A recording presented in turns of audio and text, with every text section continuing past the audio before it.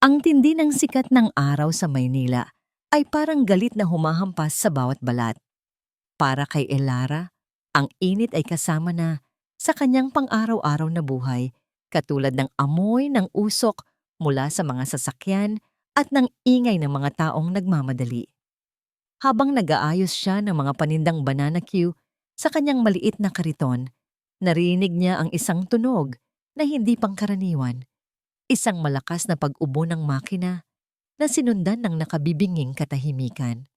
Naputol ang pamilyar na ugong ng kalsada. Lahat ng mata ay napalingon sa isang itim na kotseng kumikinang sa ilalim ng araw. Huminto ito sa gitna mismo ng daan. Magara, mamahalin, at ngayon, sira. Isang lalaking nakaunipormeng puti ang dali-daling lumabas mula sa driver's seat, halatang ninenerbiyos. Binuksan nito ang pinto sa likuran at lumabas ang isang matangkad na lalaki. Suot ang isang mamahaling suit na tila hindi nababagay sa alikabok ng kanilang kalsada. Anong nangyari? Malamig na tanong ng lalaking nakasuit. Ang boses ay puno ng inis. Sorry po, Sir Mateo. Bigla na lang po huminto. Sagot ng driver. Nanginginig ang boses habang binubuksan ng hood ng sasakyan. Napanood lang ni Elara ang eksena. Isa na namang mayaman na naabala sa kanyang perpektong mundo. Nagpatuloy na sana siya sa kanyang ginagawa nang may napansin siyang pamilyar na figura na papalapit sa kotse. Ang kanyang anak, si Ria. Ria, mahinang tawag ni Elara, pero hindi siya narinig. Nakita niya ang kanyang 14 anyos na anak na may kumpiyansang lumapit sa driver. Narinig niya ang malinaw na boses nito. Kuya, baka po kaya kong tingnan. Natawa ng bahagya ang driver. Naku, ineng, delikado to. Baka mas lalo mo lang masira. Ngunit ang lalaking tinawag na Sir Mateo ay tumingin kay Ria mula ulo hanggang paa. Hayaan mo siya. Sandaling nag-atubili si Elra. Dapat niya bang pigilan ang anak niya? Ngunit may pagmamalaki sa kanyang dibdib habang pinapanood niya si Ria na kunin ang maliit na set ng tools mula sa bulsa ng kanyang pantalon. Iyon ang mga gamit na iniwan ng kanyang ama. Sa loob ng ilang minuto, ang mga kamay ni Ria ay mabilis at tiyak na gumalaw sa loob ng makina. Parang isang siruhano sa gitna ng operasyon. Natahimik ang mga usisero sa paligid, pati na rin ang mayabang na si Mateo. Lahat sila ay namangha sa isang batang babae na tila mas nakakaalam pa sa isang propesyonal na mekaniko. Isang huling pihit, isang huling ayos. Okay na po, sir. Subukan niyo na pong i-start, sabi ni Ria. Pinupunasan ng grasa sa kanyang mga kamay gamit ang isang basahan. Pumasok ang driver, pinihit ang susi, at sa isang iglap, umandar ang makina na parang bago. Napangiti si Elara. Iyon ang anak niya, mana sa kanyang ama. Ngunit ang nangiti niya ay biglang naglaho. Habang papalayo si Ria sa sasakyan, mas malinaw niyang nakita ang logo sa gilid ng kotse. Isang bilog na pilak na may letrang S sa gitna. Sterling Industries. Kinapos siya ng hininga. Bumagal ang pag-ikot ng mundo. Ang ingay ng kalye ay nawala. Napalitan ng malakas na kabog ng kanyang dibdib. Ang pangalan na iyon, ang kumpanyang yon, ang pumatay sa kanyang asawa. Lumapit si Mateo kay Ria at sa unang pagkakataon, may bahid ng paghanga sa kanyang mga mata. Dumukot siya ng isang makapal na pligo ng pera mula sa kanyang wallet. Magaling, bata. Heto. Pero umiling si Ria. Tumingala siya sa mataas na lalaki nang walang takot. Hindi po nabibili ang talento, sir. Napatanga si Mateo. Pero kung gusto niyo po, bigyan niyo na lang ako ng business card ninyo, dagdag ni Ria. Para kung may kailangan po kayo ulit. Hindi makapaniwala si Mateo, pero may ibinigay siyang card kay Ria. Pagkatapos noon, sumakay na siya sa kotse at mabilis itong umalis. Nag-iwan ng alikabok at ng isang pusong puno ng takot. Ang puso ni Elara. Gabi na nang makauwi sila sa kanilang maliit na apartment. Ang init ng araw ay napalitan ng pagod. Pagkatapos ng hapunan, Nagpaalam si Ria na maglilinis ng lumang kabinet sa kanilang kwarto. Habang naghuhugas ng pinggan, pilit winawaksi ni Elara ang nangyari kanina. Bakit? Bakit ngayon pa? Matapos ang 5 taon ng pagsisikap na kalimutan ng lahat, bakit kailangang bumalik ang anino ng Sterling Industries sa kanilang buhay? Mama? Narinig ni Elara ang boses ni Ria mula sa kwarto. May kakaiba sa tono nito. Isang halo ng pagtataka at pananabik. Mama, tingnan niyo po. Kay Papa ito, di ba? Pumasok si Elara sa kwarto. Nakita niya si Ria na nakaupo sa sahig, hawak ang isang luma at makapal na notebook na balot sa itim na katad. Ang mga pahina nito ay naninilaw na. Nanigas si Elara sa kanyang kinatatayuan. Ang notebook na yon. Ang notebook na akala niya ay nawala na. Ang notebook na puno ng mga disenyo, mga kalkulasyon, at mga pangarap ni Daniel. Ang notebook na naging dahilan ng kanyang kamatayan. Saan mo ito nahanap? Nanginginig ang boses ni Elara. Nasa ilalim po ng mga lumang damit ni Papa, sagot ni Ria. Ang mga mata ay kumikinang habang binubuklat ang mga pahina. Ang gagaling po ng mga drawing niya. Hindi na nakapagpigil si Elara. Sa isang mabilis na kilos, hinablot niya ang notebook mula sa mga kamay ni Ria. Ang mukha niya ay puno ng takot na hindi maintindihan ng kanyang anak. Mama, bakit po? Gulat na tanong ni Ria. Tinitigan ni Elara ang notebook na parang isang ahas na handang tumuklaw sa kanila anumang oras. Ang lahat ng sakit, lahat ng takot na 5 taon niyang ibinaon ay biglang bumalik. Saan mo ito nahanap? Ulit ni Elara, mas malakas, mas desperado. Itapon mo yan. Itapon mo yan ngayon din. Nalilito at nasasaktan, tumayo si Ria. Pero mama, kay Papa po yan. Papatayin tayo niyan. Sigaw ni Elara. Ang mga luha ay nagsimulang mamuo sa kanyang mga mata. Ang mga salita ni Elara ay parang matatalim na bubog na tumusok sa puso ni Ria. Ang sigaw niyang iyon, isang sigaw na puno ng takot na hindi pa niya kailanman narinig mula sa kanyang ina, ay mas masakit pa sa sampal. Napayuko na lang siya habang pinapanood niyang itago ng kanyang ina ang notebook sa pinakatuktok ng aparador, sa likod ng mga lumang kahon na hindi na binubuksan. Pagkatapos noon, walang nagsalita.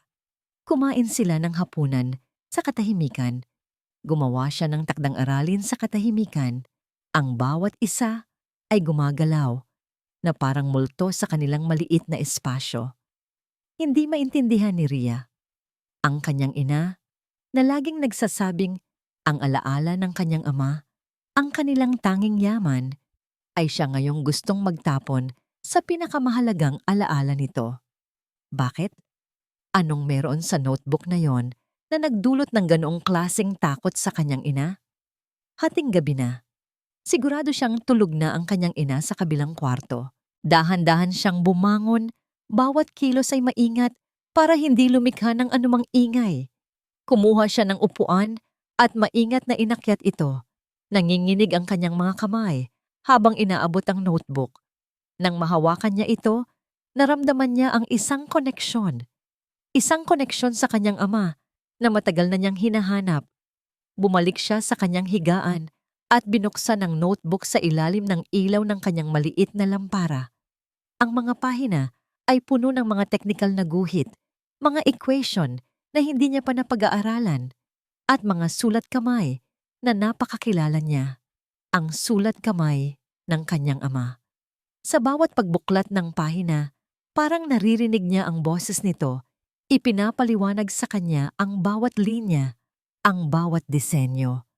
Isang alaala ang biglang bumalik sa kanya.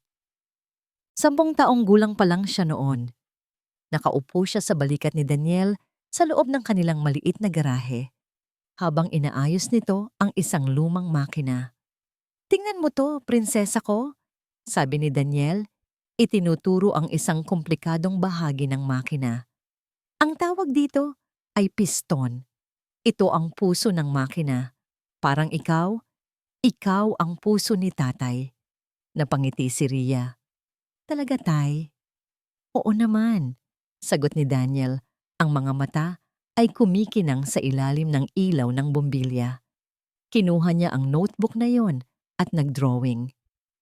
Balang araw, gagawa ako ng isang makina na hindi lang puso ang meron, may utak din. Isang makina na magbabago sa mundo. Tinitigan ni Ria ang guhit ng kanyang ama. Mukha itong simple, pero alam niyang sa isip ni Daniel, ito ay isang obra maestra. Ang galing mo talaga, tay. Ginulo ni Daniel ang kanyang buhok. At ikaw, balang araw, mas magiging magaling ka pa sa akin. Isang butil ng luha ang pumatak sa pahina ng notebook. Pinunasan niya ito agad, takot na mabura ang tinta. Inilabas niya mula sa kanyang bulsa ang isa pang alaala, ang luma at bakal na relo ng kanyang ama. Ito ang tanging personal na gamit na naibalik sa kanila matapos ang aksidente. Hinaplos niya ang malamig na metal, ang notebook at ang relo. Ito na lang ang natitira sa kanya. Ito ang katibayan na ang kanyang ama ay hindi lang isang pangalan sa isang death certificate. Isa siyang henyo, isang mapagmahal na ama. Ibinalik niya ang kanyang atensyon sa notebook. Napansin niya ang mga maliliit na sulat sa gilid ng mga pahina. Hindi ito mga teknikal na nota, mukha itong mga salita. Ngunit ang mga letra ay pinaghalo-halo. Isang code. Naalala niya ang isa pa nilang laro. Isang secret code na sila lang dalawa ang nakakaalam. Bawat letra sa alpabeto ay may katumbas na ibang letra, batay sa isang sikretong salita na sila lang ang nakakaalam. Ang paborito nilang salita, pangarap. Nagsimula siyang magsulat sa isang hiwalay na papel. ANP, BXA, CLN. Dahan-dahan, letra por letra, binubuo niya ang mga salita. Ang kanyang puso ay kumakabog ng mas mabilis sa bawat salitang nabubuo. Ang mga unang salita ay tungkol sa kanyang mga disenyo, mga paliwanag, mga pag-asa. Ngunit habang lumalalim siya sa notebook, nagbabago ang tono ng mga nakasulat. Ayaw nilang pakinggan. Masyadong delikado, sabi nila. Pinipilit nila akong isuko ito. Sino ang nila? Anong ito? Nagpatuloy siya. Ang kanyang mga daliri ay nangingimay na sa pagsusulat. Narating niya ang isang pahina sa gitna ng notebook. May isang mahabang tala sa gilid nito. Mas mahaba kaysa sa iba. Sinimulan niyang i-decode ito. Ang unang salita na nabuo niya ay isang pangalan. Isang pangalan na nagpatindig ng kanyang mga balahibo. STERLING. Nagpatuloy siya. Ang kanyang paghinga ay bumibilis. Ang mga letra ay tila sumasayaw sa harap ng kanyang mga mata. Bumubuo ng isang pangungusap na magbabago sa lahat. Nang matapos niya, tinitigan niya ang mga salitang isinulat niya. Paulit-ulit niya itong binasa. Umaasang nagkamali lang siya ng pagkakadecode. Pero malinaw ito. Malinaw na parang sinisigaw ito ng kanyang ama mula sa libingan. Sterling, ninakaw nila ang pangarap ko. Kinabukasan, sa loob ng malamig at malawak na opisina ni Mateo sa pinakatuktok ng Sterling Tower, hindi niya maalis sa kanyang isip ang nangyari kahapon. Ang alikabok ng kalsada, ang init, at ang isang batang babae na may mga matang hindi natatakot. Ria Bonifacio. Pinindot niya ang intercom sa kanyang mesa. Carla, can you get me the file of a former employee, Daniel Bonifacio? Right away, sir, sagot ng kanyang sekretarya. Habang naghihintay, napatingin siya sa bintana. Mula roon, tanaw niya ang buong lungsod, isang malawak na dagat ng mga gusali at maliliit na bahay. Sa isang lugar doon, may isang pamilyang simple lang ang buhay, ngunit may anak na kasing galing ng pinakamahuhusay niyang inhinyero. Hindi niya maintindihan ang sarili. Bakit siya interesado?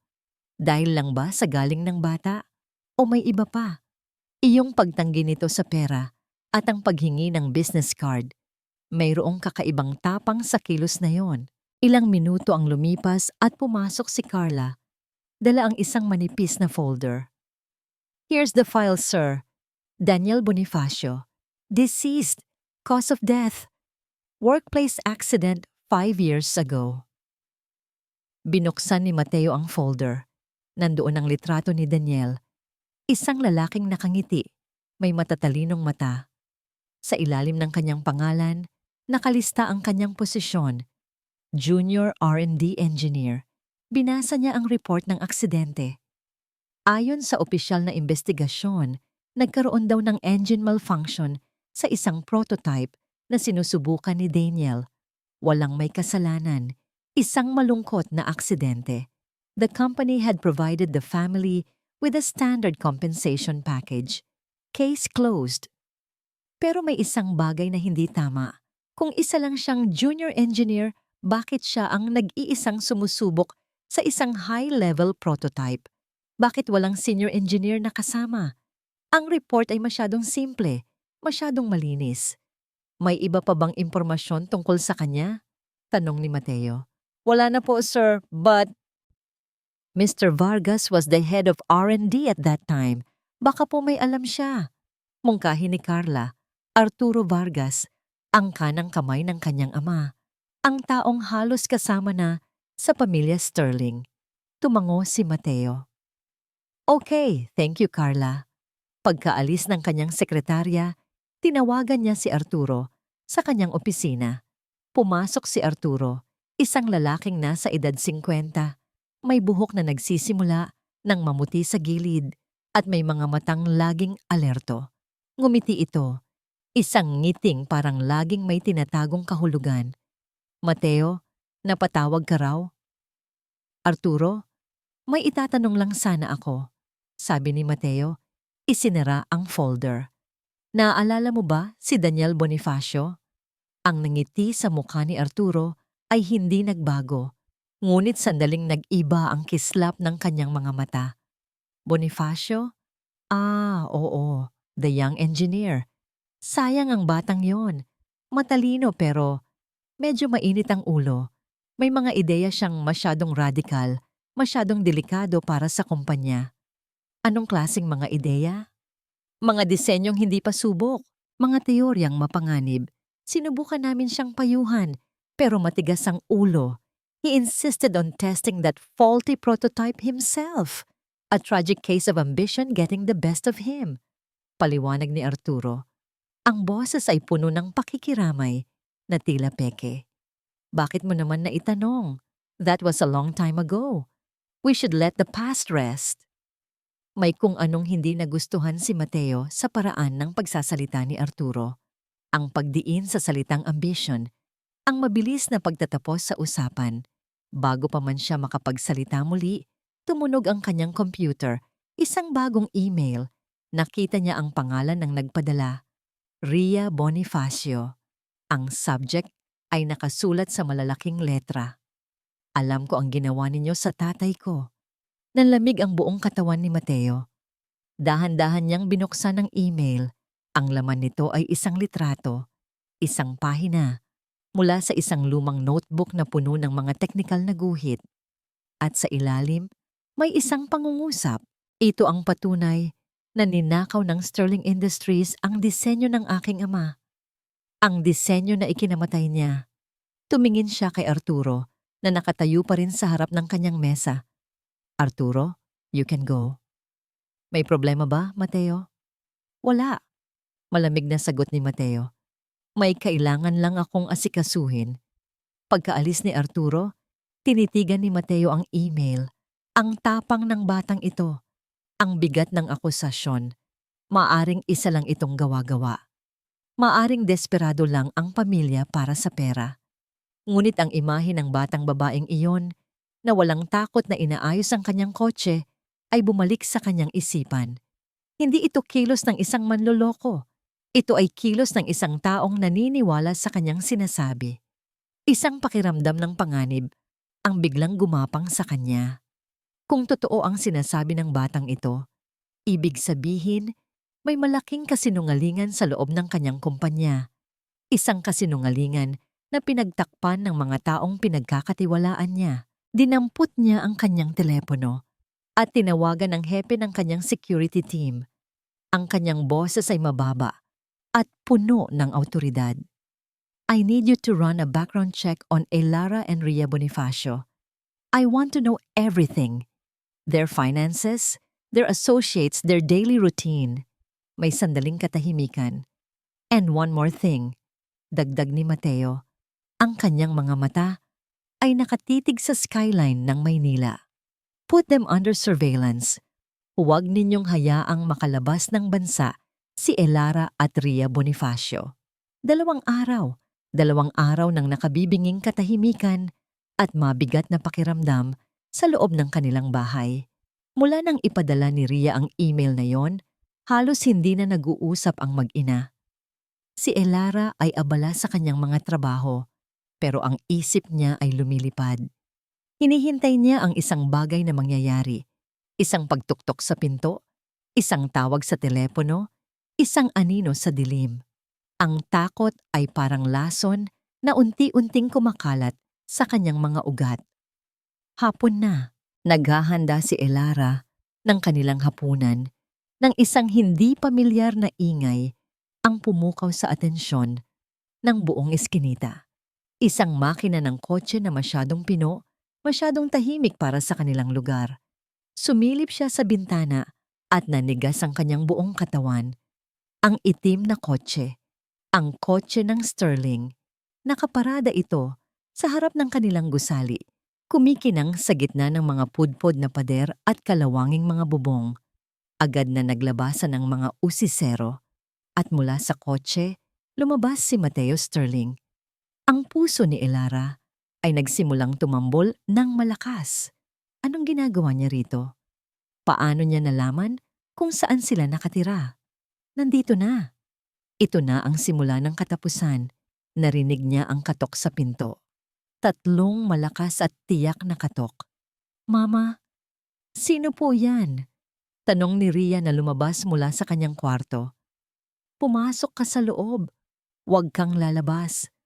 Utos ni Elara, ang boses ay nanginginig. Huminga siya ng malalim bago buksan ang pinto.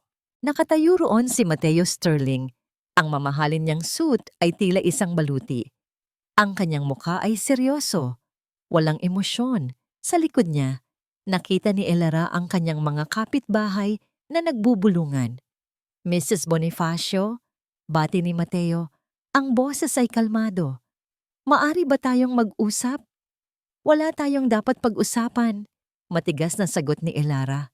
Sinusubukang isara ang pinto, ngunit pinigilan ito ng kamay ni Mateo. I think we do. It's about your daughter's email. Ang pagbanggit sa kanyang anak ay sapat na para mag-alab ang galit sa dibdib ni Elara. Itinulak niya ang pinto para bumukas ng maluwag. Hinarap niya ang lalaki ng walang takot. Anong gusto ninyo? Takutin kami? Pagbantaan? Gawin ninyo ang ginawa ninyo sa asawa ko? Sunod-sunod niyang tanong. Ang bawat salita ay may diin. Hindi kami natatakot sa inyo. Isang kasinungalingan. Nanginginig ang kanyang mga binti, pero hindi niya ito ipapahalata. Hindi nagulat si Mateo sa kanyang pagsabog.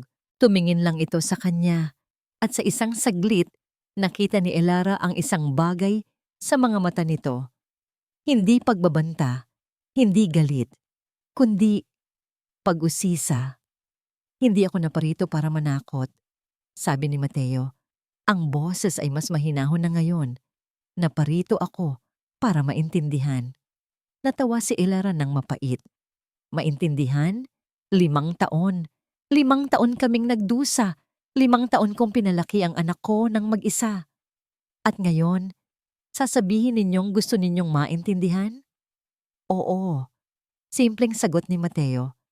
Gusto kong maintindihan kung bakit ang isang matalinong bata ay magpapadala ng ganito kabigat na akusasyon sa CEO ng isang multi-billion peso company. Sa gitna ng kanilang pagtatalo, bumukas ang pinto sa likod ni Elara. Lumabas si Ria, Hawak ang isang piraso ng papel. "Ria, pumasok ka sa loob!" sigaw ni Elera. Ngunit hindi nakinig si Ria. Lumakad siya palapit, tumayo sa tabi ng kanyang ina, at hinarap si Mateo. Ang kanyang mga mata ay nagliliyab sa determinasyon. "Hindi po yun akusasyon, sir," sabi ni Ria. Ang boses ay matatag. "Katotohanan po iyon." Inabot niya ang papel kay Mateo. "Iyan po ang kopya ng isa sa mga pahina. Patunayan ninyong mali ako." Kinuha ni Mateo ang papel. Tinitigan niya ang mga komplikadong guhit, ang mga sulat kamay. Tumingin siya kay Ria, pagkatapos ay kay Elara. Nakita niya ang iisang apoy sa mga mata ng mag-ina. Isang apoy ng pagmamahal at sakit. Sa sandaling iyon, si Mateo ay hindi isang CEO na nakikipag-usap sa mga nagrereklamo. Siya ay isang lalaki na nakatingin sa isang babaeng handang isakripisyo ang lahat para sa kanyang anak, at sa isang anak na handang labanan ang mundo para sa alaala ng kanyang ama. Isang bagay sa loob niya ang nabago. Ang pader na matagal na niyang itinayo sa paligid ng kanyang sarili ay nagsimulang magkaroon ng lamat. "Pag-aaralan ko ito," sabi niya sa wakas, ibinulsa ang papel. Tumingin siya kay Elara. "Hindi ako ang kaaway ninyo, Mrs. Bonifacio." Tumalikod na siya at nagsimulang maglakad pabalik sa kanyang kotse. Pinanood siya ni Elara. Ang galit sa kanyang dibdib ay hindi nawala, ngunit may sumingit na ibang emosyon, pagkalito. Ang lalaking ito ay hindi ang halimaw na inaasahan niya. Ang kanyang mga mata, may lungkot sa mga yon. Nang paalis na ang kotse ni Mateo, isang itim na van na walang plaka ang dumaan sa kabilang direksyon. Dahan-dahan itong naglakbay at mula sa madilim na bintana nito, nakita ni Elara ang isang anino na nakatitig sa kanilang bahay. Isang malamig na kaba ang gumapang sa kanyang likod. Hinila niya si Ria papasok at mabilis na isinara ang pinto. Mag-uumaga na, pero gising pa rin si Mateo. Ang buong opisina niya ay naliligo sa dilim, maliban sa liwanag mula sa kanyang desk lamp na tumatama sa 2 dokumento sa kanyang harapan. Sa kaliwa, ang opisyal na patent ng pinagmamalaki nilang Sterling Heart hybrid engine. Sa kanan, ang papel na ibinigay sa kanya ni Ria. Paulit-ulit niyang pinagkumpara ang mga ito, ang disenyo, ang mga sukat, ang pangunahing konsepto, halos magkapareho. Ngunit may mga pagkakaiba, maliliit na detalye sa sulat kamay ni Daniel na wala sa opisyal na patent. Mga karagdagang safety features, mga ideya para mas maging episyente ang makina. Mga notasyon na nagpapakita ng isang malalim na pag-unawa, isang kislap ng henyo. Hindi na siya nagdududa. Ang disenyo ni Daniel Bonifacio ang naging pundasyon ng pinakamalaking tagumpay ng Sterling Industries sa nakalipas na 5 taon. At hindi niya mapigilang isipin si Elara. Ang galit sa mga mata nito, ang sakit. Lahat ng yon ay may basihan. Pinagsinungalingan siya ng sarili niyang kumpanya. Pinagsinungalingan siya ng mga taong malapit sa kanya. Kinaumagahan, ipinatawag niya si Arturo Vargas sa isang private conference room, isang kwartong soundproof at walang bintana. "Arturo," simula ni Mateo, itinutulak ang kopya ng disenyo ni Daniel sa gitna ng mesa.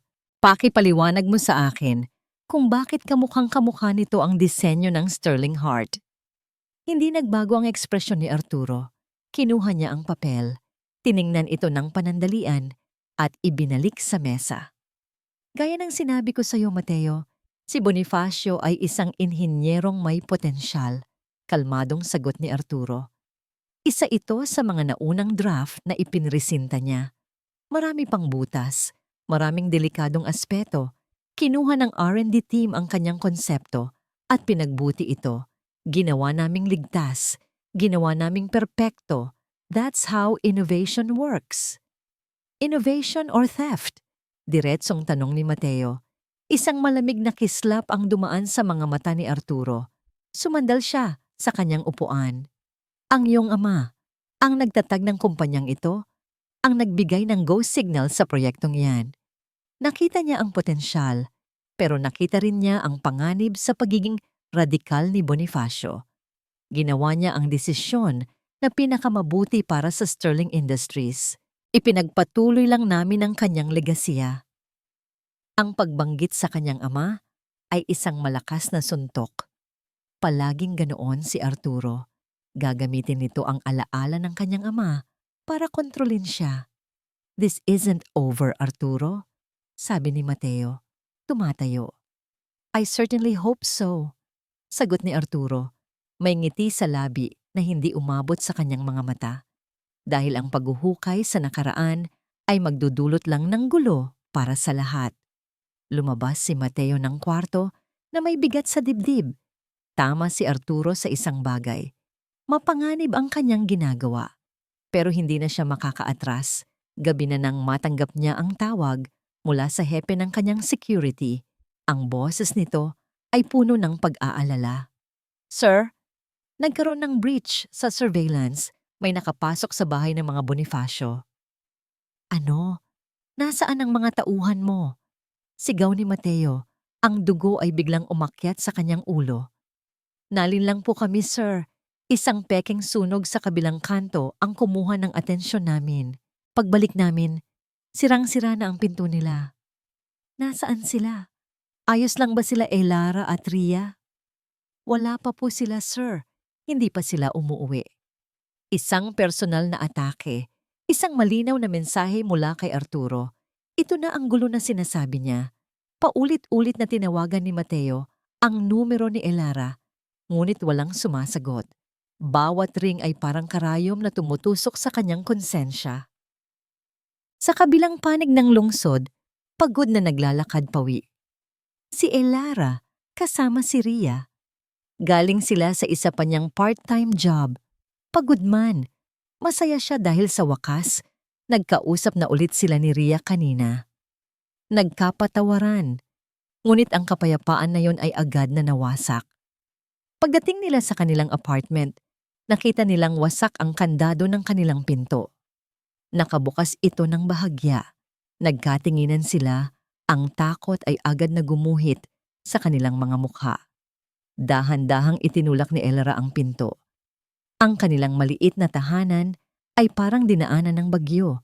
Nakataob ang mga upuan, nakakalat ang mga damit, binasag ang mga plato, pero hindi ito pagnanakaw. Ang mga gamit nilang may halaga, ang maliit na telebisyon, ang radyo, ay hindi ginalaw. Ang hinanap ng mga pumasok ay iba. Nanginginig na lumuhod si Elara. Pinupulot ang mga nagkalat na gamit. Si Ria naman ay naiyak na lang sa isang sulok. Pagkatapos, sa ibabaw ng kanilang maliit na mesa, may nakita si Elara. Isang bagay na nagpatigil sa pagtibok ng kanyang puso. Ang nag-iisang naka-frame na litrato ng kanyang asawang si Daniel. Binasag ang salamin nito. At ang mukha ni Daniel, may malalim na hiwa sa gitna, mula noo hanggang baba. Isang malinaw na pagbabanta. Biglang tumunog ang cellphone ni Elara. Isang unknown number. Nanginginig niyang sinagot ito. "Hello?" Walang nagsalita sa kabilang linya. Tanging isang static na ingay. Akmang ibababa na niya ang tawag nang may marinig siyang isang boses. Isang boses na binago ng computer, malamig at walang kaluluwa. "Maganda ang pamilya mo, Elara. Sayang kung may mangyayaring masama." "Sino ka? Anong kailangan mo sa amin?" Umiiyak na tanong ni Elara. "Tumigil na kayo," sabi ng boses. "Kalimutan niyo na si Daniel. Kalimutan niyo na ang Sterling." May sandaling katahimikan. "Kung hindi, ang anak mo naman ang isusunod namin." Ang mga salitang yon ay parang yelo na tumagos sa puso ni Elara. Binitawan niya ang cellphone na parang napaso. Bumagsak ito sa sahig, pero hindi niya inintindi. Ang tanging nakikita niya ay ang umiiyak na mukha ng kanyang anak. "Ang anak mo naman ang isusunod namin." Isang imahe ang biglang pumasok sa kanyang isip. Ang walang buhay na katawan ng kanyang asawa sa morgue. Ang lamig, ang sugat, ang kasinungalingang sinabi sa kanya ng mga doktor, hindi na ulit, Hinding-hindi na niya hahayaang mangyari iyon. Tama na, bulong ni Elara sa sarili habang ang mga luha ay walang tigil na dumadaloy sa kanyang mga pisngi. Tama na. Sa isang iglap, ang takot na nararamdaman niya ay napalitan ng isang desperadong desisyon. Pinunasan niya ang kanyang mga luha. Tumayo siya at sa isang galaw na puno ng bagsik, kumuha siya ng upuan at inakyat ito. Kinuha niya ang notebook ni Daniel mula sa tuktok ng aparador. Mama, anong gagawin niyo? Tanong ni Ria, ang boses ay puno ng pag-aalala. Hindi sumagot si Elara. Nagtuloy siya sa kanilang maliit na kusina. Binuksan ng kalan. Kumuha siya ng posporo. Mama, wag po! Sigaw ni Ria, niyayakap ang binti ng kanyang ina. Alaala po yan ni Papa. Ito rin ang papatay sa'yo, Ria. Sigaw pabalik ni Elara. Ang kanyang muka ay basang-basa na ng luha. Hindi mo naiintindihan. Mas gugustuhin kong maging mahirap habang buhay kaysa makita kang masaktan. Patawarin mo ako, anak, pero kailangan kong gawin to. Itinaas niya ang notebook sa ibabaw ng apoy. Nanginginig ang kanyang mga kamay. Isang maliit na bahagi ng kanyang puso ang sumisigaw na huwag ituloy. Ngunit ang mas malaking bahagi, ang pagiging ina, ay nagsasabing, ito ang tanging paraan. Nang biglang may malakas na kumatok sa pinto. Elara! Ria! Buksan niyo ang pinto. It's Mateo. Hindi pinansin ni Elara ang mga katok. Ipinikit niya ang kanyang mga mata, handa nang bitawan ang notebook. Mama, please! Pagmamakaawa ni Ria. Sa huling sandali, hindi niya kinaya. Napaupo siya sa sahig, yakap-yakap ang notebook at humagulgol ng malakas. Ang lahat ng sakit, lahat ng pagod, lahat ng takot na kinimkim niya sa loob ng 5 taon ay sabay-sabay na lumabas. Si Ria ang nagbukas ng pinto. Pumasok si Mateo, ang kanyang mukha ay puno ng pag-aalala. Nang makita niya ang kalagayan ng mag-ina at ang gulo sa kanilang bahay, isang matinding galit ang kanyang naramdaman. Isang galit na nakatutok sa sarili niya. Kasalanan niya ito. Siya ang naglagay sa kanila sa panganib. Dahan-dahan siyang lumapit kay Elara. Lumuhod siya sa harap nito. Hindi niya alam kung ano ang sasabihin. Ano nga ba ang sasabihin mo sa isang taong winasak mo ang buhay? Elara. Tumingala si Elara. Ang mga mata ay namumugto. Umalis ka na. Mahina niyang sabi. Umalis na kayo. Lubayan niyo na kami. Sa halip na umalis, inilagay ni Mateo ang kanyang kamay sa balikat ni Elara.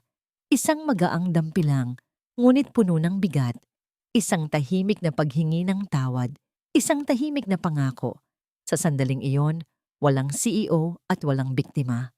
Tanging 2 taong nasasaktan, nagkakaintindihan sa gitna ng katahimikan. Hindi ko kayo iiwan, bulong ni Mateo. Naramdaman ni Ria ang kakaibang bigat sa hangin. Para gumaan ang pakiramdam, lumapit siya para pulutin ang mga gamit na nakakalat. Dinampot niya ang lumang relo ng kanyang ama na nahulog malapit sa kalan. Ngunit sa kanyang pagdampot, nadulas ito sa kanyang mga kamay. Bumagsak ang relo sa sahig na semento. Isang malakas na klang ang umalingaw-ngaw. Kasabay ng tunog na yon, bumukas ang takip sa likod ng relo. Tumalsik mula sa loob nito ang isang bagay na napakaliit.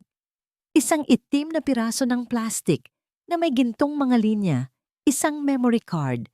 Natigil ang lahat. Napatingin sila sa maliit na bagay na yon sa sahig. Ano yan? Tanong ni Elara. Si Ria ang unang kumilos. Maingat niyang pinulot ang memory card na parang isa itong mamahaling diamante. Hindi ko po alam. Tumingin si Mateo sa memory card, tapos sa relo, tapos kay Ria. Ang kanyang utak ay mabilis na nagproseso. Isang inhinyerong pinagbabantaan, isang sikretong notebook, at ngayon, isang nakatagong memory card sa loob ng kanyang pinaka-personal na gamit. Kailangan nating malaman kung anong laman yan, sabi ni Mateo. Ang boses ay biglang naging seryoso. Kinuha niya ang kanyang laptop mula sa kanyang bag. Now, nagsiksikan silang tatlo sa harap ng laptop. Ang mga kamay ni Mateo ay bahagyang nanginginig habang isinasaksak niya ang card sa isang adapter. Isang folder lang ang lumabas sa screen. Binuksan ito ni Mateo. Ang unang file na nakita nila ay isang video. Ang pangalan ng file? Para sa'yo, Ria. Nagkatinginan sila. Sa isang senyas mula kay Elara, pinindot ni Mateo ang play. Lumitaw sa screen ang mukha ni Daniel Bonifacio. Mukha siyang pagod. May maitim na bilog sa ilalim ng kanyang mga mata. Nasa loob siya ng isang madilim na kwarto at ang tanging ilaw ay mula sa kamera mismo. Ang kanyang boses ay mahina at nanginginig, ngunit puno ng determinasyon. Tumingin siya diretso sa kamera na para bang nakatingin siya sa kanila ngayon. Kung pinapanood ninyo ito, simula niya, huminga ng malalim. Ibig sabihin, wala na ako.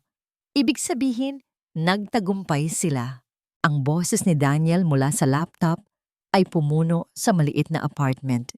Isang tinig mula sa nakaraan na biglang naging napakatotoo. Para kay Ria, para itong isang himala at isang bangungot ng sabay. Ang makita at marinig muli ang kanyang ama, ngunit sa ganitong paraan. Nakatitig siya sa screen. Bawat salita ni Daniel ay tumatagos sa kanyang puso. Ria anak, prinsesa ko. Pagpapatuloy ni Daniel, isang malungkot na ngiti ang sumilay sa kanyang mga labi. Patawarin mo si tatay. Patawarin mo ako kung hindi ko na nasaksihan ang paglaki mo. Pero gusto kong malaman mo, mahal na mahal kita. Lahat ng ginagawa ko para sa'yo. Napahagulgol si Ria at niyakap siya ng mahigpit ng kanyang ina. Maging si Mateo ay hindi makagalaw. Nakatitig sa lalaking nasa screen, isang multo na biglang nagkaroon ng laman at dugo. Ang imbensyon ko, sabi ni Daniel, ang kanyang boses ay naging mas seryoso. Ang hybrid engine na may fail-safe system. Hindi lang ito para makatipid sa gasolina.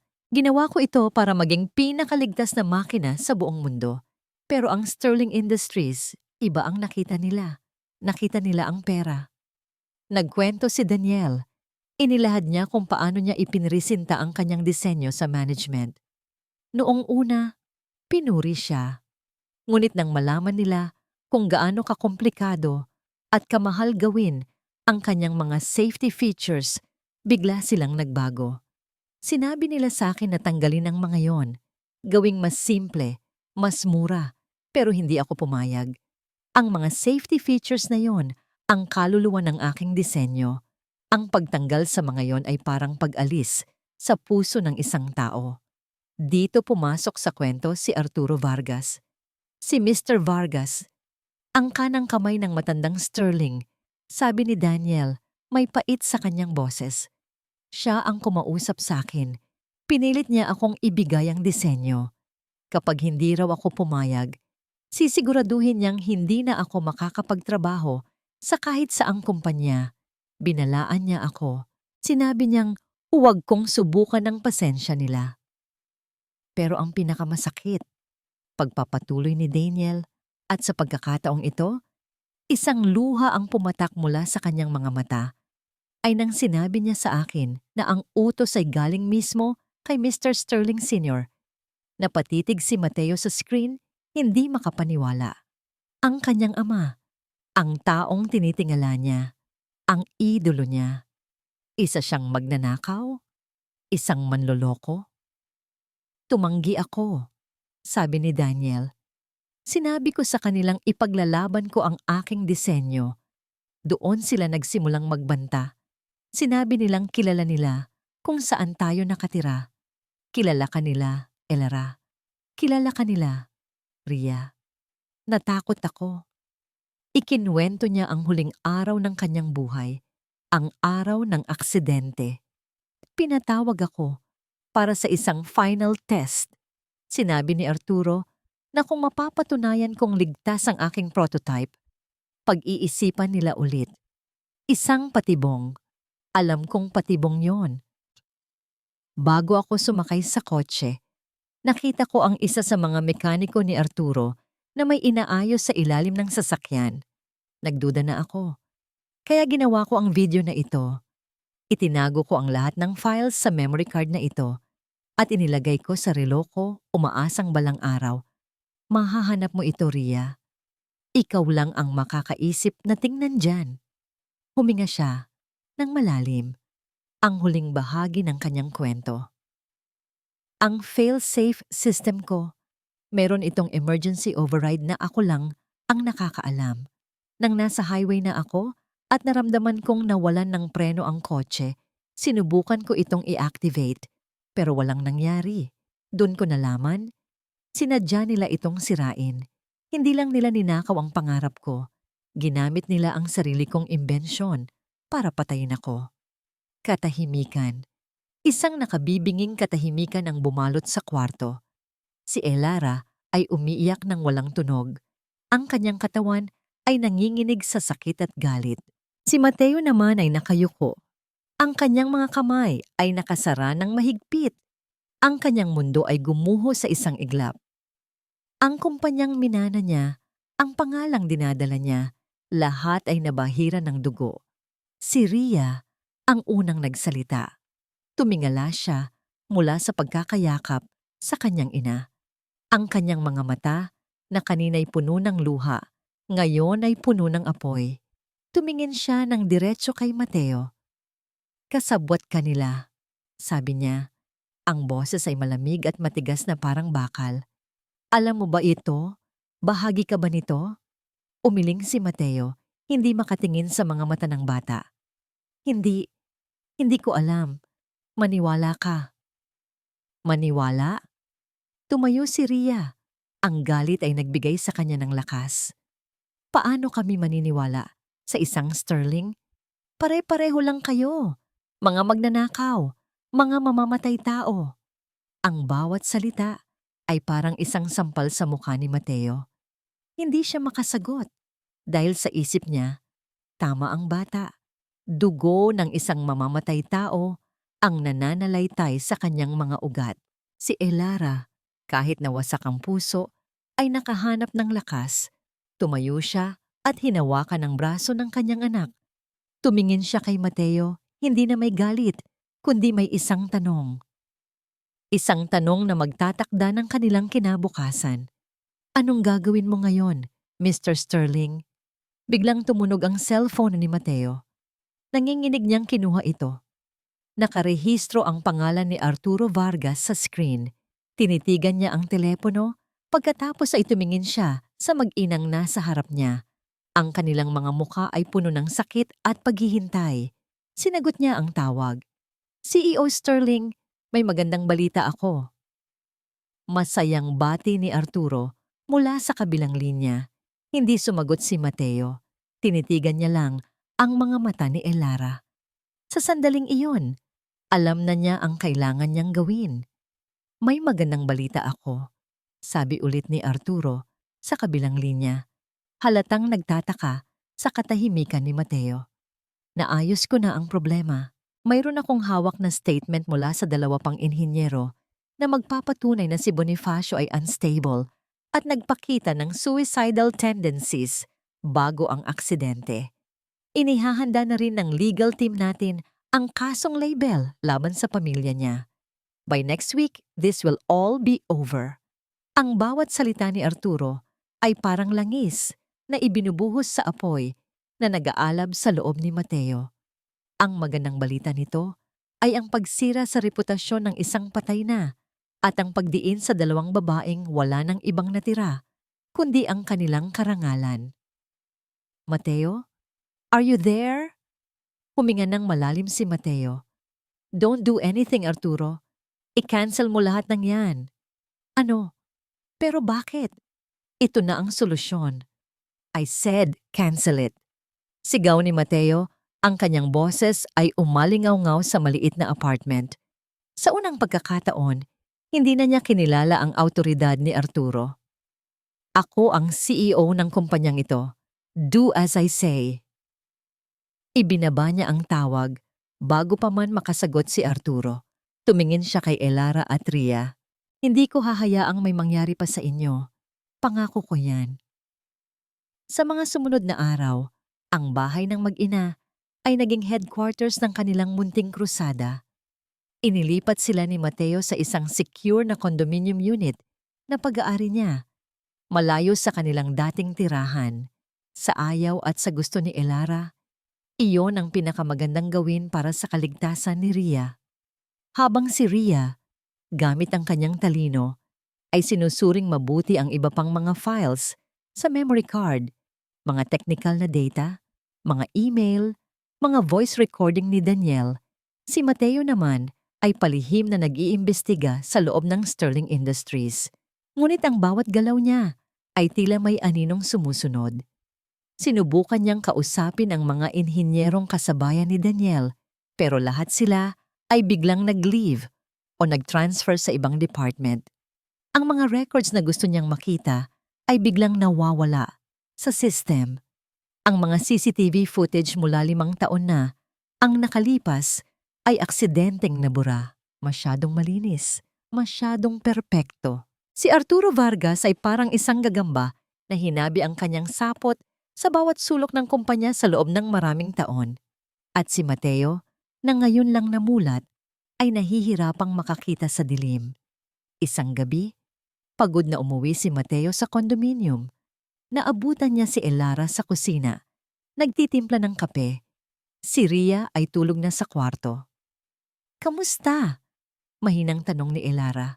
Umiling lang si Mateo at umupo sa upuan. Ipinatong ang ulo sa kanyang mga kamay. He's always one step ahead. Para akong naglalakad sa isang maze na siya mismo ang gumawa. Inilapag ni Elara ang isang tasa ng kape sa harap niya. "Hindi ka nag-iisa." Napatingin si Mateo sa kanya.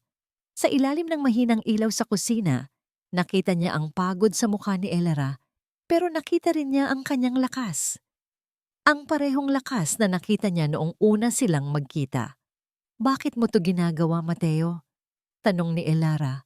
Ang kanyang boses ay malumanay. "Pwede mo namang talikuran ang lahat ng ito. Pwede mong protektahan ang pangalan mo, ang kumpanya mo." Tumingin si Mateo sa kanyang mga mata. Dahil ang pangalang iyon ay wala ng halaga kung itinayo ito sa kasinungalingan. At dahil may utang ako sa inyo. Sa'yo. Nagkaroon ng isang sandali ng katahimikan. Isang katahimikan na puno ng mga bagay na hindi masabi. Ang bigat ng nakaraan, ang takot sa hinaharap, at isang bagong damdamin na nagsisimulang mabuo sa pagitan nilang dalawa. "Ang asawa ko." Nagsimulang magkwento si Elara. Ang kanyang tingin ay nasa malayo. "Mabait siyang tao. Ang tanging pangarap niya ay bigyan kami ni Ria ng magandang buhay. At mahilig siyang uminom ng kapeng barako. Tulad niyan." Napangiti si Mateo ng bahagya. "He sounds like a great man." "He was," sagot ni Elara. Tumingin siya kay Mateo. "Nakikita ko sa iyo ang ilan sa mga katangian niya. Ang determinasyon, ang pagmamahal sa tama." Dahan-dahan, lumapit si Mateo. Ang distansya sa pagitan nila ay unti-unting nawawala. Naramdaman ni Elara ang init ng kanyang hininga. Nakita niya ang kanyang sarili sa refleksyon ng mga mata nito. Itinaas ni Mateo ang kanyang kamay at marahang hinaplos ang pisngi ni Elara. Isang dampi na nagpadala ng kuryente sa buong katawan niya. Dahan-dahan itong yumuko. Ang kanyang mga labi ay ilang pulgada na lang ang layo mula sa kanya. Ipipikit na sana ni Elara ang kanyang mga mata. Hahayaan ng sarili na sa unang pagkakataon, sa loob ng 5 taon, ay makaramdam muli. Ngunit bigla, ang alaala ng video ni Daniel, ang mukha ng kanyang ama, ang pumasok sa isip ni Mateo. Ang kasalanan, ang dugo. At si Elara naman, naisip niya ang pangalang Sterling. Sabay silang umatras. Ang sandali ay nabasag. Hindi tama to. Bulong ni Elara, umiiwas ng tingin. "I'm sorry," sabi ni Mateo, puno ng pagsisisi. Bago pa man sila makapagsalita muli, tumunog ang cellphone ni Mateo. Ang kanyang personal assistant, si Carla. Ang boses nito sa kabilang linya ay nanginginig sa takot. Sir Mateo, kailangan niyong pumunta sa opisina. Ngayon din. Anong nangyayari, Carla? Sir, hinalughog ng mga tauhan ni Mr. Vargas ang opisina ninyo. Sinira nila ang pinto. Napatayo si Mateo. Ang kanyang mukha ay nagdilim. May dala silang warrant, sir. Isang search warrant na pirmado ng isang judge. Ang biyahe ni Mateo papunta sa Sterling Tower ay ang pinakamahabang biyahe sa kanyang buhay. Ang bawat pulang ilaw sa trapiko ay parang isang insulto. Alam na niya. Alam niyang huli na ang lahat. Inunahan na naman siya ni Arturo. Pagdating niya sa kanyang palapag, bumungad sa kanya ang isang eksenang hindi niya malilimutan. Ang pinto ng kanyang opisina ay nakabukas ng pilit. Sa loob, ang mga security personnel na tapat kay Arturo ay naghahalughog ng kanyang mga gamit. Si Carla, ang kanyang sekretarya, ay umiiyak sa isang sulok. Anong ibig sabihin nito? Sigaw ni Mateo. Ang kanyang boses ay umalingaw-ngaw sa hallway. Lumabas si Arturo mula sa loob ng opisina. May hawak na folder at may ngiti ng isang demonyo sa kanyang mga labi. Pinaiimbestigahan lang ang ilang irregularidad, CEO Sterling, standard procedure. Anong irregularidad? Corporate espionage, pagtatangkang ibenta ang mga sikreto ng kumpanya sa ating mga kakompetensya. Kalmadong sagot ni Arturo, sapat na malakas para marinig ng lahat ng naroon. At mukhang may nahanap na kaming ebidensya. Inabot niya ang folder kay Mateo. Sa loob, may mga pekeng email, mga pekeng bank statement na nagpapakita ng malalaking deposito sa isang offshore account na nakapangalan kay Mateo. Isang perpektong pagkakasala. At sino ang kasabwat mo?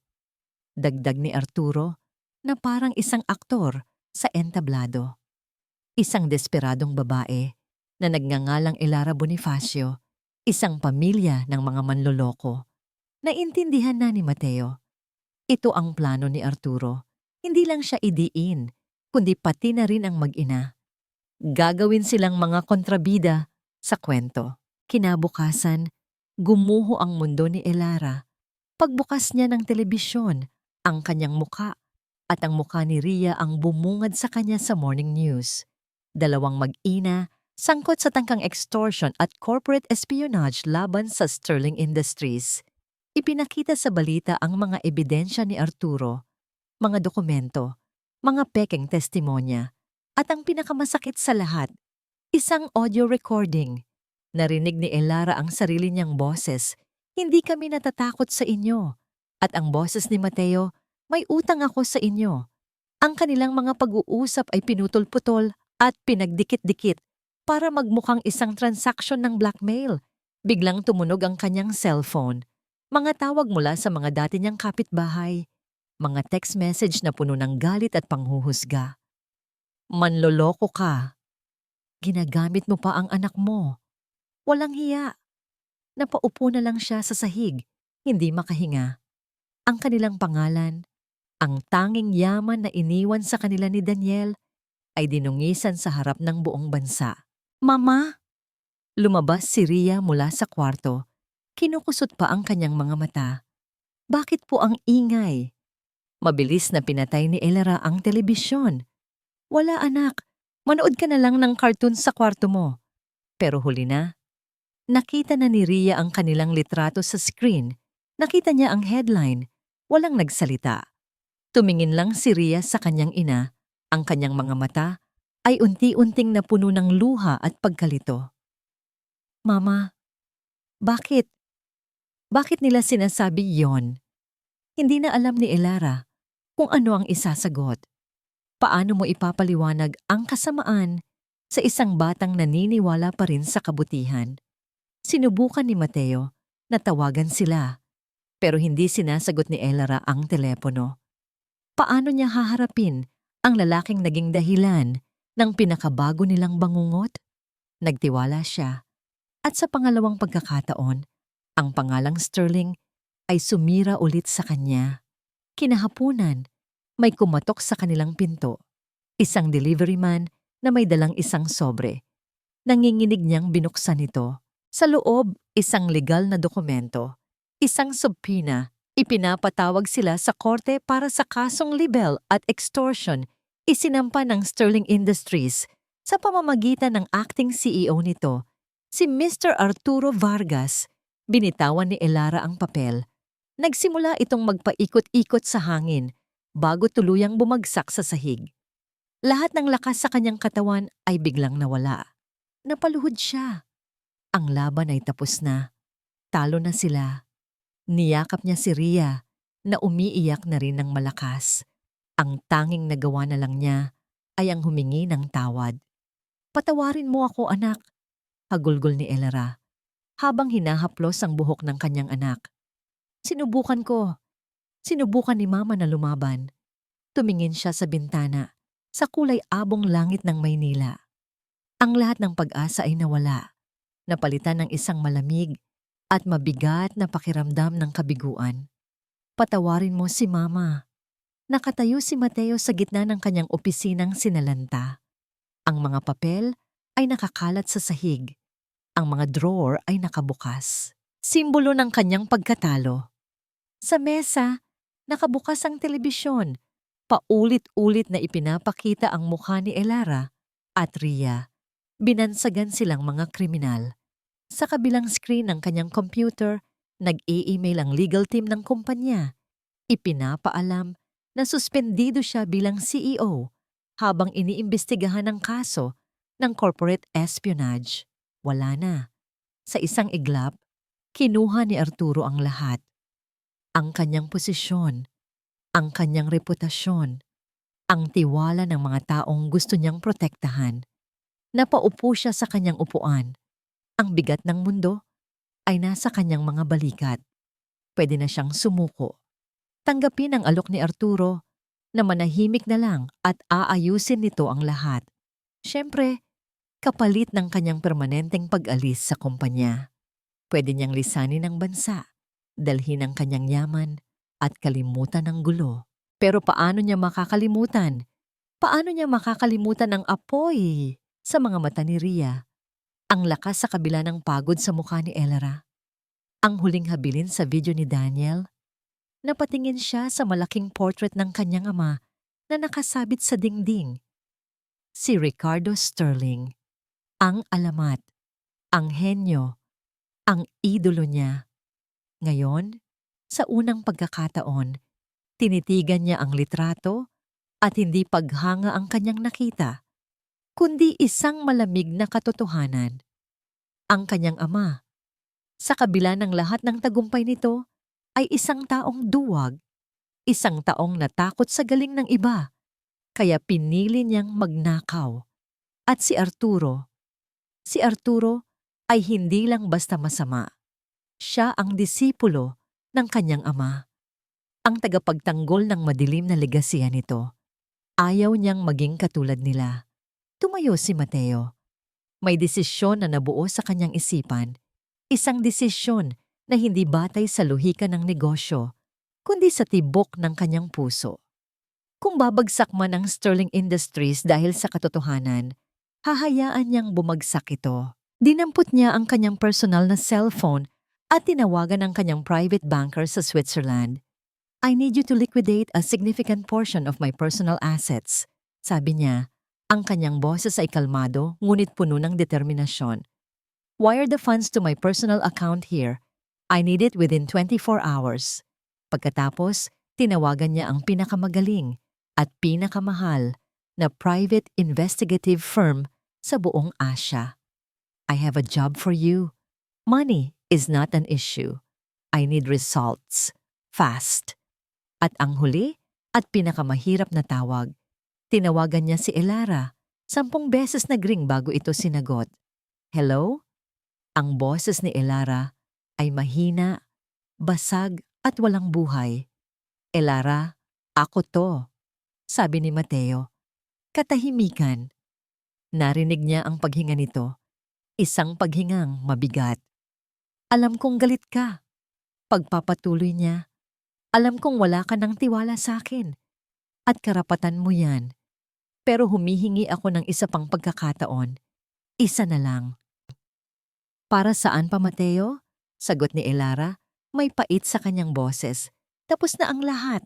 Panalo na sila. Hindi pa. Matatag na sabi ni Mateo. Hindi pa hanggat hindi ako sumusuko at hindi ako susuko. May narinig siyang isang mahinang hikbi sa kabilang linya. Manalig ka sa akin, Elara. Pakiusap niya. Please, just this once. Ilang sandali pa ng katahimikan. Pagkatapos ay isang halos hindi marinig na sagot. Sige. Pagkababa ng telepono, naramdaman ni Mateo ang isang kakaibang gaan. Wala na siyang pakialam sa kumpanya. Wala na siyang pakialam sa pera. Ang tanging mahalaga na lang ay ang 2 taong nasa kabilang linya. Nagpadala siya ng isang text message sa lahat ng miyembro ng Board of Directors ng Sterling Industries. Urgent stockholders meeting required. I have something to announce that will determine the future of this company. Sa kanyang penthouse, natanggap ni Arturo Vargas ang balita tungkol sa biglaang pag-liquidate ni Mateo ng kanyang mga assets at ang pagtawag ng meeting. Natawa siya ng malakas. Isang desperadong galaw mula sa isang desperadong bata.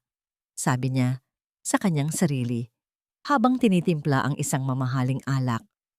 Akala siguro ni Mateo ay kaya niyang takutin ang board. Akala niya siguro ay kaya niyang bilhin ang kanilang katapatan. Kawawang Mateo, bulong ni Arturo sa kanyang baso. Hindi mo pa rin naiintindihan. Ang larong ito ay matagal ko nang inihanda. Hindi niya alam na sa kabilang panig ng mundo, isang team ng mga investigador ang kahahanap lang sa isang pangalan na konektado sa isang bank transfer na ginawa ni Arturo 5 taon na ang nakalipas. Ang pangalan, isang mekaniko na biglang nag-migrate sa Canada 1 linggo matapos ang aksidente ni Daniel Bonifacio. At sa NAI, isang team ng mga ahente ang naghihintay na. Hawak nila ang litrato ng mekanikong yon, na ngayon ay kakalapag lang umuwi sa Pilipinas para sa isang bakasyon. Hindi alam na isang malaking bitag ang naghihintay sa kanya. Ang Grand Ballroom ng Sterling Tower ay puno ng mga taong pinakamakapangyarihan sa mundo ng negosyo. Mga board members, mga stockholders, mga abogado, at sa likod, ang media na parang mga buwitreng naghihintay ng mabibiktima. Ang hangin ay mabigat sa tensyon. Nasa unahan si Arturo Vargas, nakaupo sa gitna ng entablado. Ang kanyang muka ay larawan ng kumpiyansa at kontrol. Siya ang hari sa kanyang kaharian. Nang bumukas ang malaking pinto sa likod, lahat ng mata ay napalingon. Pumasok si Elara. Suot niya ang isang simpleng bestida, ang pinakamatinong damit na meron siya. Sa kanyang tabi, mahigpit na nakahawak sa kanyang kamay si Ria. Ang kanilang mga mukha ay nagpapakita ng takot, ngunit ang kanilang mga hakbang ay matatag. Sa likod nila, nakasunod si Mateo. Ang kanyang presensya ay nagsisilbing kanilang kalasag. Bulungan, mga flash ng kamera, mga mapanghusgang tingin. Anong ginagawa ng mga yan dito? Narinig ni Elara mula sa isang babaeng nakaalahas. Ang kapal ng mukha, sabi naman ng isa. Hindi sila pinansin ni Elara. Nagpatuloy sila sa paglakad hanggang sa makarating sa mga upuang nakareserba para sa kanila sa unahan, sa tapat mismo ng entablado. Isang malinaw na hamon. Naningkit ang mga mata ni Arturo. Hindi niya ito inaasahan, ngunit mabilis niyang ibinalik ang kanyang nangiti. Bahagi lang ito ng palabas. Good morning, ladies and gentlemen. Simula ni Arturo, ang kanyang boses ay puno ng awtoridad. Ipinatawag ang meeting na ito ni Mr. Mateo Sterling. Ngunit bago ko siya bigyan ng pagkakataon, nais ko lang linawin ang ilang bagay tungkol sa mga kasinungalingang ibinabato sa ating kumpanya. Sa sumunod na 20 minuto, iprinisinta ni Arturo ang kanyang perpektong kasinungalingan. Ipinakita niya ang mga peking dokumento, ang mga binayarang testimonya, at ang edited na audio recording. Bawat salita niya ay pinili, bawat galaw ay kalkulado. Ginawa niyang biktima ang Sterling Industries at ginawa niyang mga desperadong manloloko ang mag-inang Bonifacio. Isang malungkot na kaso ng kasakiman. Pagtatapos ni Arturo, umiiling na parang naawa. Ngunit makakaasa kayo, hindi hahayaan ng pamunuang ito na madungisan ang pangalan ng Sterling. Palakpakan. Tumayo si Arturo. At ngayon, ibinibigay ko ang sahig kay Mr. Mateo Sterling. Lahat ay napatingin kay Mateo. Inaasahan siyang magdepensa sa sarili, magmakaawa, o marahil ay umamin na lang sa kasalanan. Ngunit hindi iyon ang ginawa ni Mateo. Kalmado siyang umakyat sa entablado. Hindi siya tumingin sa audience. Ang kanyang mga mata ay nakatutok lang kay Arturo. "Salamat, Arturo," sabi ni Mateo. Ang kanyang boses ay malinaw at matatag. Magaling. Isang napakagaling na pagtatanghal. Pero gaya ng lahat ng palabas, darating din ang oras para sa finale. Naglakad siya papunta sa malaking screen sa likod ng entablado. "Hindi ako naparito para ipagtanggol ang aking sarili." Pagpapatuloy niya habang isinasaksak ang isang USB sa laptop. "Naparito ako para ipakilala sa inyo ang isang tao. Isang taong matagal nang pinatahimik." Pinindot niya ang play.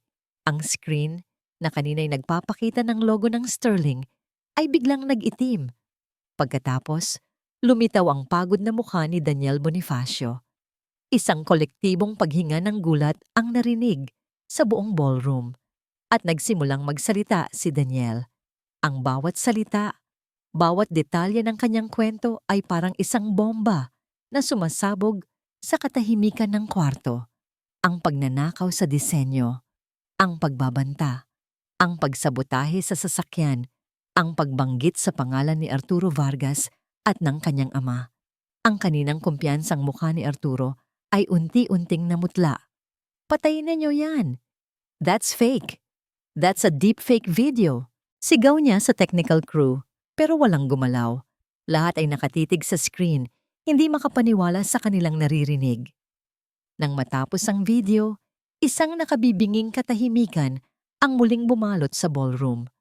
Walang nagsasalita, walang gumagalaw. Si Elara ay umiiyak ng tahimik, ngunit sa pagkakataong ito, hindi dahil sa sakit, kundi dahil sa wakas, narinig ng mundo ang katotohanan. Niyakap niya si Ria, na nakatingin sa entablado na may pagmamalaki sa kanyang mga mata. "Isang pekeng video mula sa isang taong matagal nang patay?" sabi ni Mateo, humaharap sa audience. "O isang huling habilin mula sa isang taong alam na papatayin siya?" Tumingin siya kay Arturo. "Gusto mo pa ng ebidensya, Arturo?" Sa isang senyas mula kay Mateo, bumukas ulit ang pinto sa likod. Pumasok ang dalawang pulis, at sa gitna nila, isang lalaking nakaposas, nanginginig sa takot. Ang mekaniko. "Siya si Mr. Ramos," anunsyo ni Mateo. "Ang mekanikong binayaran mo, Arturo, para sabutahin ang sasakyan ni Daniel. Nahuli siya kagabi sa airport habang sinusubukang tumakas pabalik ng Canada. At kagabi rin, ikinanta niya ang lahat." Bumagsak si Arturo sa kanyang upuan. Ang kanyang mukha ay wala ng kulay. Ang kanyang mga mata ay puno ng pagkatalo. "Tapos na." "Hindi," bulong niya. "Hindi maaari. Sterling Industries was built on the foundation of innovation and integrity," sabi ni Mateo. Ang kanyang boses ay malakas at malinaw. "Ngayon, ibabalik natin iyon." Habang papalapit ang mga pulis kay Arturo para arestuhin ito, bigla itong tumayo at nagwala. "Kasalanan mo to, Mateo!" Sigaw niya. Dinuduro si Mateo. "Sinira mo ang lahat. Ang legasya ng ama mo. Pinoprotektahan ko lang yon. Pinoprotektahan ko lang tayo." Hindi na siya pinansin ni Mateo. Ang kanyang tingin ay na kay Lara at Ria. Nagtama ang kanilang mga mata. Sa gitna ng kaguluhan, isang tahimik na pag-unawa, isang tahimik na tagumpay, ang namagitan sa kanilang tatlo. Ang laban ay tapos na. At sa wakas, nanalo ang tama. Lumipas ang 6 na buwan. Ang iskandalong yumanig sa Sterling Industries ay unti-unting napalitan ng mga balita tungkol sa malawakang pagbabago. Sa ilalim ng pamumuno ni Mateo Sterling, ang kumpanya ay dumaan sa isang masakit ngunit kinakailangang paglilinis. Isa-isang tinanggal ang mga opisyal na kasabwat sa mga panloloko ni Arturo at ng kanyang ama. Naglabas si Mateo ng isang pampublikong paghingi ng tawad sa pamilya Bonifacio. Inako ang lahat ng pagkakamali ng kumpanya. At ang pinakamahalaga, naglaan siya ng napakalaking pondo para itatag ang isang institusyon na magiging simbolo ng kanilang bagong simula. Ang araw na yon ay ang araw ng inaugurasyon. Nakatayo si Elara sa harap ng isang bagong gusali sa loob ng pinakamalaking unibersidad sa bansa. Sa itaas ng salaming pinto, nakaukit sa pilak na mga letra ang mga salitang nagpaiyak sa kanya. The Daniel Bonifacio Center for Engineering, Safety and Innovation. Sa kanyang tabi, si Ria na ngayon ay 15 taong gulang na, ay nakatingin sa gusali na may paghanga at pagmamalaki. Suot niya ang isang uniforme, ang uniforme ng pinakamagaling na science high school sa Pilipinas, kung saan isa na siya ngayong full scholar. Proud siguro si Papa sa atin ngayon. No, Ma? Bulong ni Ria. Hinawakan ni Elara ang kamay ng anak. Sobra, anak. Sobra. Sa di kalayuan, papalapit si Mateo. Wala na ang dating CEO na mayabang at laging nakasimangot. Ang lalaking papalapit sa kanila ngayon ay may mas magaan na aura, isang ngangiting laging abot tenga, at mga matang nakatingin lang sa isang direksyon. Kay Elara. Ready na ba kayo? Tanong ni Mateo. Inaabot ang kanyang kamay kay Elara. Sa pagkakataong ito, walang pag-aalinlangan. Tinanggap ni Elara ang kanyang kamay. Ang kanilang mga daliri ay magkasalikop na parang matagal na silang magkakilala. Magkasama silang pumasok sa gusali. Ang loob ay puno ng mga estudyante, mga propesor, at mga miyembro ng media. Sa gitna ng lobby, may isang malaking plake. Nakaukit dito ang misyon ng center para sa mga pangarap na hindi na mananakaw, para sa mga buhay na hindi na masasayang. Nagsimula ang programa. Nagsalita ang mga opisyal ng unibersidad. Nagsalita si Mateo, hindi bilang isang CEO, kundi bilang isang taong natuto mula sa mga pagkakamali ng nakaraan. At ang huling nagsalita, si Ria. Umakyat siya sa entablado. Maliit tingnan, ngunit ang kanyang boses ay malakas at puno ng kumpiyansa. Nagkwento siya. Hindi tungkol sa kasamaan ng Sterling Industries, kundi tungkol sa kabutihan ng kanyang ama, tungkol sa kanyang pangarap, tungkol sa kanyang pagmamahal sa pag-imbento. Ang center na ito, sabi ni Ria sa pagtatapos ng kanyang talumpati, ay hindi lang isang gusali, isa itong paalala. Isang paalala na kahit ang pinakamaliit na tao, kahit ang isang simpleng pangarap, ay may kakayahang baguhin ang mundo. Nagpalakpakan ng lahat. Pagkatapos ng programa, lumayo sila sa maraming tao. Naglakad-lakad sila sa hardin ng unibersidad. Ang hangin ay sariwa, ang sikat ng araw ay banayad. Kailan ka pa naging ganoon kagaling magsalita sa harap ng maraming tao? Biro ni Mateo kay Ria. Nagkibit balikat lang si Ria. Mana po yata sa nanay ko. Nagkatawanan sila. Isang tawang magaan at totoo. Nang makarating sila sa isang tahimik na bahagi ng hardin, huminto si Mateo. Humarap siya kay Elara. Elara, simula niya. Ang kanyang boses ay seryoso ngunit malambing. Alam kong marami pa tayong kailangang ayusin. Marami pang sugat na kailangang maghilom. Pero huminga siya ng malalim. Sinimulan ang lahat ng ito ng isang sirang kotse. Sabi niya, habang hinahaplos ang kamay ni Elara. Pero sana payagan mo akong maging bahagi ng pagbuo muli sa mga sirang puso natin. Tumingin si Elara sa kanilang magkahawak na kamay pagkatapos sa isang mga mata ni Mateo. Ang puot na dati niyang naramdaman ay matagal nang nawala, napalitan ng isang damdaming matagal na niyang kinalimutan. Pagmamahal, hindi siya nagsalita.